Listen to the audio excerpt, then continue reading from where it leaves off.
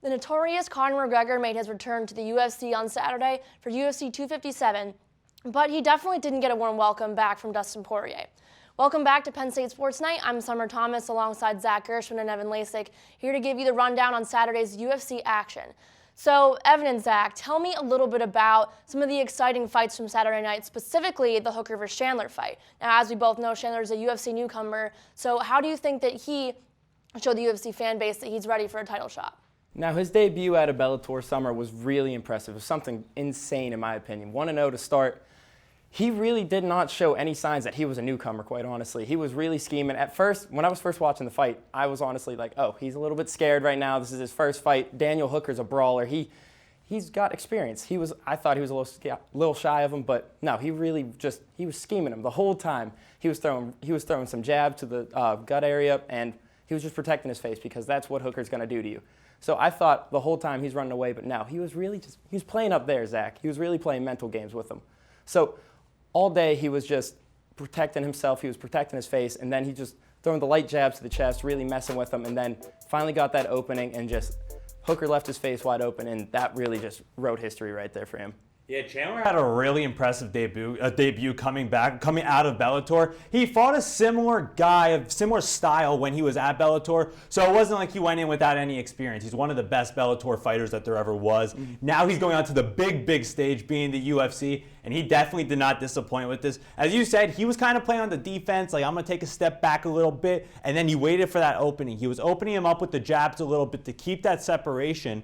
And then once Hooker kept going with the leg kicks, something we'll talk about a little bit with Poirier, Chandler knew how to respond to that. And once that leg kick went down and he had a little jab right there that opened Hooker up, that's what gave him that left hand hook that we see right there, put him on the ground. Yeah, you didn't see a single head punch from Michael Chandler, but until that knockout blow right there. He went right jab, left hook, and then while he was falling down, he just took him out, and that was enough to really settle his first win. Those are some great points, guys. Now, Michael Chandler, he was a 3-time Bellator champion, so odds are pretty high that he gets ranked in the top 10 in the UFC after this fight. So what do you two think this Conor McGregor loss means for the lightweight division? Does Conor stand a chance to become a champ again before he retires? Now, I'm a bigger Conor McGregor fan compared to the next person, but there's no shot that he gets another championship fight. He'll get good fights. He'll have the trilogy with Poirier. I'm really interested to see if he's going to go with Nate Diaz again for a round 3, similar to Poirier. They split the series 1-1 compared to both of those fights. The double champ got the double champ treatment, and he did not fight like the double champ that he says he is and that he wanted to be. He was very relaxed. You could tell he was out of shape, not in terms of his conditioning, but just his feel in the octagon. He was on the offensive side in the first round, was getting Poirier with some shots, and then those calves kicks started coming in from Poirier. And McGregor didn't flinch, not because he was getting hurt by it. He said after the fight that his leg's like an American football. It's done. It's completely over with.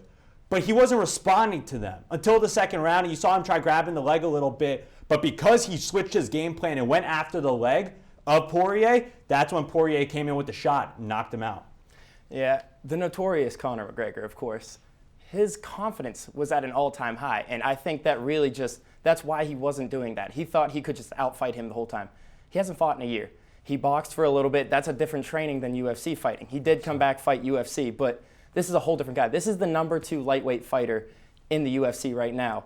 McGregor's coming back. I don't think he's going to get that chance at another title fight. I think he's kind of on the downward trend here. Not going to really fall out of the rankings, but I think Poirier, I think he's just going to be the number 1 fighter for a while. And Conor McGregor, while he's still one of the best fighters to ever grace the octagon, I think he's just out of the UFC game at this point. He's going to be the face of the UFC for as long as it could be. He's the man. He's the money man. If you want a money fight, you put Conor McGregor in the fight, regardless if he's coming off a loss, 3 wins, whatever it might be.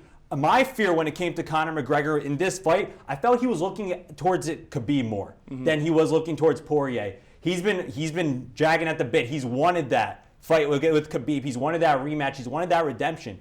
He's not going to get it now. And we're going to talk about Khabib in a little bit, but Poirier's the one who's going to be best fitted to fight Khabib, and just that won't happen either. Yeah, just as Zach was saying, so what would it take for Khabib to come out of retirement and to really take on another potential UFC champion and lose his belt? And do you think that he even will? Is there even a shot? I really don't think Khabib's coming out of retirement. He made his graces with it. He had a fantastic reason for leaving, and I think he's just going to honor that reason. I think he's going to stay retired. He told Dana during the fight, he looked over at him, he said, "You know I'm better than both those people in those rings." And it really stands tall. He knows he can do it. He has nothing left to prove in the UFC. He's going to take his retirement, and he's just going to walk away. Now, I want to go back to Michael Chandler real quick. He called him out, but he called out McGregor. He called out everybody. That's a little bit of an adrenaline high, but Khabib's the best to ever do it, honestly, and I don't think anything will pull him out of retirement at this point. Chandler pulled a Jake Paul and just started calling out anybody that breathes in this planet that wants to get into the ring. That was Chandler's idea when he wanted to call people out. Khabib's not coming out of retirement. I'm a mama's boy. So is he. He's going to follow what his mom says. His mom asked in honor of your father that he unfortunately lost, do not get back in the octagon. And it's not even, in this sport, it's very rare when you get to leave on your own terms. And that's something that Khabib can hold his head high about, knowing that he left on his own terms. That's a really special thing to do. When he left the wig in the ring, when he left the wig and the gloves in the middle of the octagon, that's how a fighter is supposed to leave the ring. And I don't see a point for him to leave. As you said, he's so much better than everybody else in the lightweight division. We talked about it's a stacked division. There's everybody else, and then there's Khabib. Doesn't make sense for him to come out of retirement. Some great points there, guys. I think Dana White would have to organize some insane fight with some absurd numbers if Khabib were ever to even consider coming out of retirement. But for now, he's the best, and he's going to retire the best. That'll be all for Penn State Sports Night Talking UFC. For your analysts, Evan and Zach, I'm Sommer Thomas. Thanks for watching. Thank you for watching this edition of Penn State Sports Night. If you're a fan of our content, please be sure to subscribe to our YouTube channel for more clips.